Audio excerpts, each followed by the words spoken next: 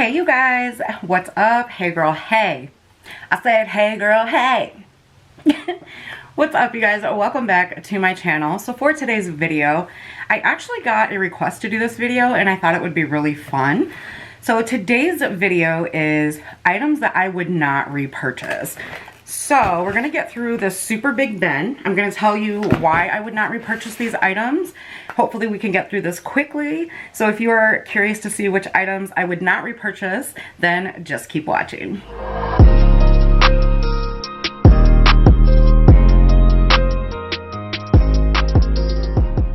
All right, you guys, in no particular order, I'm gonna go ahead and get rid of all of these. These are press-on nails by Clean Color.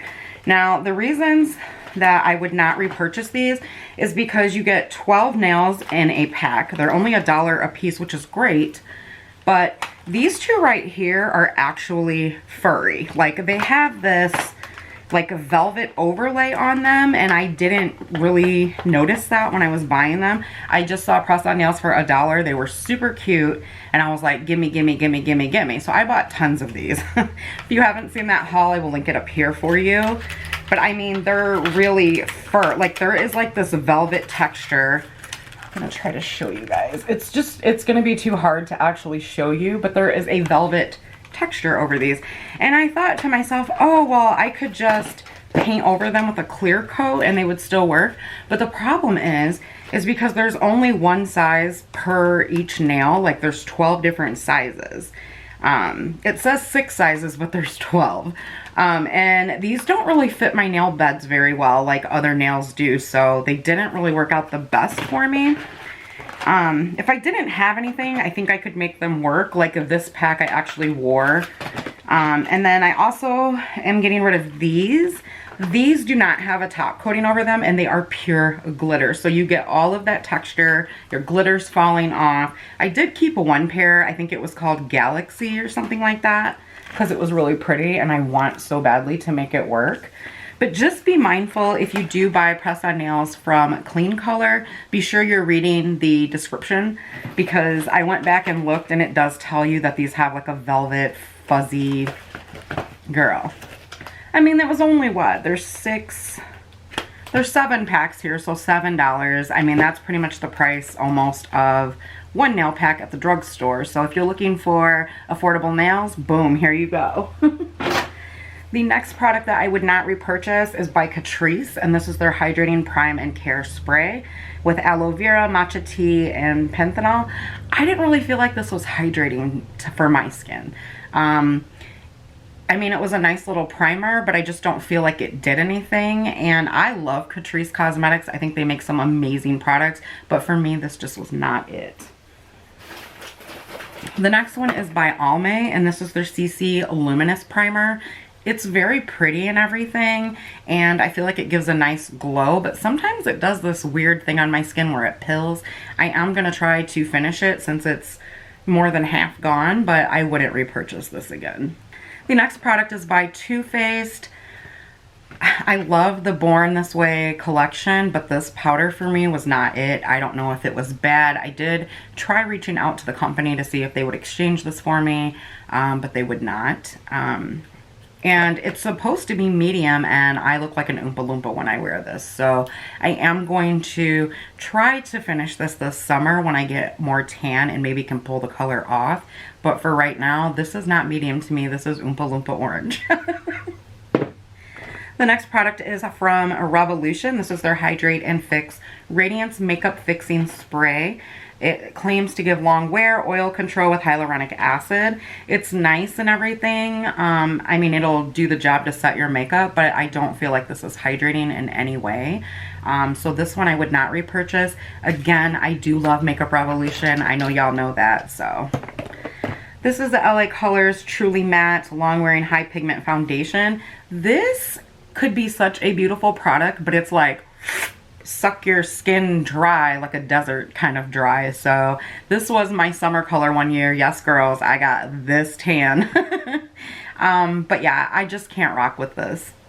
The next product is by Formula 10-6, and this is the Bee Berry Smooth Moisturizing Peel Mask with blueberry and pineapple. I was so excited to get this home. because I was like, ooh, moisturizing peel mask. Like, I bet I feel so moisturized once I peel this mask off. Gimmick. Would not repurchase that again. The next one is by Hard Candy, and this is their Sheer Envy Glow Primer. It has prismatic pearls to boost skin radiance, and it claims to be hydrating. I don't so much feel the hydration, but this thing is so pigmented, y'all. I'm going to actually swatch a little bit of it for you. And I mean, I am going to use this up. I'm just not going to repurchase it again. Can you guys see that? It's like putting a highlighter on your face. And I mean, it's nice. It really peeks through the foundation nicely and gives you this really pretty glow. It's just, whew, a little too much. A little too much. All right, the next one is by Catrice again, and this is their Prime and Fine Smoothing Refiner for invisible pores and lines. You guys, I tried so hard to make this product work. As you guys can see, it is almost gone. But it just does not fill in the lines for me. I actually picked this up because Tati had said it was comparable to the Tarte Smoothing Primer. And come on, Tati. You know I love you, girl, but you got smaller pores than I do because this does not work like the Tarte Primer for me. I am going to finish it up just because it's almost gone, but this does not smooth the pores for me. It does do a good job at holding your makeup on. The next one is by Found Beauty, and this is their Smoothing Face Primer. It says it blurs the look of fine lines and pores and that it's 90% natural. Honey, this does not blur the look of fine lines and pores. It don't do anything. I do not like this. Okay, so the next one is by It Cosmetics, and this is their Your Skin But Better CC Illumination. I am going to try my hardest to finish this up because these are expensive, but I don't feel like this is hydrating or illuminating at all. I just kind of feel like it says it has a hydrating serum in it, and I honestly feel like this one is drier than the original CC cream. So that's just my opinion. If any of these products work for you, girl, do you keep buying your holy grails? I'm very happy that they're working for you. Just keep in mind we all have different skin, so I'm not like bashing your favorite products or anything. The next one is another primer. This is the Wet n Wild Photo Focus Water Drop Primer in Coconut. I have a love-hate relationship with these. I feel like they're hydrating, but I just kind of feel like it's like a gel moisturizer, and that I don't any longer feel the way that I did when I hauled these. You know what I mean? That's what I mean about makeup can change over time. So it's always good to check out people's like product fave, monthly faves and things like that. They're nice, but I just don't feel like they're life-changing. Do you know what I mean? So the next one is by Revolution Pro. This is their Full Cover Camouflage Foundation. I love that this is like a perfect shade match for me. What I don't love is how drying this is. It's so hard for me to wear this, you guys, because it's so drying on my face. But, I mean, for somebody that has oily skin, this could be absolutely amazing. The next one is their Fast Base Foundation Stick. I have tried and tried and tried and tried for years since this came out to get this to work and look as beautiful on my skin as it does other people's. And it just ends up making me look like a grease ball. I mean, I've used quite a bit of product. This is all I have left in this one. So you can see how much I've tried to make it work. I am going to keep it and finish it up because it's a quick, easy 1-2 and you're out the door. But I just wish it looked as beautiful on my skin as it does other people's.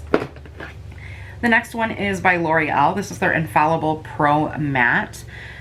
I got this because so many YouTubers were raving about this when it came out, even those with dry skin.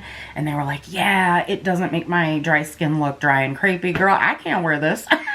I look like, for real, the Sahara Desert when I wear this. So I really tried to make it work. As you can see, I put a big dent in it. I tested it a ton, and I have to part with this. Now, I love their Pro Glow, but this is a nightmare for me. The next one is by Covergirl, and it is their Full Spectrum Matte Ambition Foundation. I wanted to love this because I really loved the reason behind why Covergirl released the Full Spectrum line, you know, to help make more shades in that, more appealing to those with medium dark to deeper skin tones. And I love the shade of this. It's too matte. And I was watching a lot of people review this when it came out, And it seemed like they didn't think it was that matte. But for me, this is, again, suck your face dry Sahara Desert matte, and I can't do it. The next one is the Covergirl Outlast Active Foundation. I actually really do like this formula. For me, it is a last all day formula. Unfortunately, I got this when it first launched. I'll leave the video up here. And the only shade that they had that would even remotely match me a little bit was 825 in Buff Beige. And this is way too light for me. So I would possibly repurchase it. It's just at this time right now, I'm only buying things that I absolutely want and like feel like I can't live without, if you know what I mean. So that's why it's in the no repurchase bin. But it is a really good foundation. So as you guys can tell just by some of the things that I've said, it doesn't mean that these are bad products. It just means that I can do without them, or, you know. The next one is this Haley's Beauty Perfecting Powder. You guys, I've tried to love this because Juicy Jazz loves it. So many other people love it. But then I have to take into consideration that I also have dehydrated skin. And so some products that work for my favorite YouTubers and whatnot are not going to work for me. This seriously ages my under eyes. And so I'm going to try it out again this summer. That's why I'm going to leave it in my testing bin over here to the right of me, your left, my right. But right now, I would not repurchase that. Same thing with the City Color Airbrush Finish Translucent Powder. This bad boy is so full. And I know somebody can get some really great use out of this. I just can't. It's way too drying for me. The next product is by Maybelline, and this is their Age Rewind Concealer. I know a lot of people are probably, no she didn't, honey, yes I did, because this is a good concealer. Like, I'll finish this one. It's a nice concealer, but I don't see what all the hype's about. Like, I've been through, I don't know, probably 4 or 5 of these, and I'm like, every time I buy it, I'm just like, what is the hype about? Like, I'm done buying these. I don't know why I keep buying them. They're okay, but they're not my favorite.